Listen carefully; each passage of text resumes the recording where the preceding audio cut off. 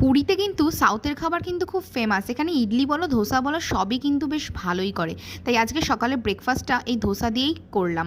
তারপরে ওখান থেকে বেরিয়ে পড়লাম স্নান টান করে একটু ইসকনের মন্দিরে। আমাদের হোটেলের পাশেই ছিল এই ইসকনের মন্দির। মহাপ্রভুকে এখানেই দর্শন করলাম। আর যারা তোমরা ইসকনে খাওয়া দাওয়া করতে চাও, এখানে কিন্তু আগের দিনকে বললে এখানে খাওয়া দাওয়ার ব্যবস্থা করে দেয়। তারপর ওখান থেকে আমি আর বোন মিলে চলে গেলাম একটা হ্যান্ডলুম কাউন্টারে। সেখানে গিয়ে কিছু চুড়িদারের পিস দেখছিলাম, কারণ পুরীতে কিন্তু কটকি চুড়িদারের পিসগুলো বেশ ফেমাস হয়।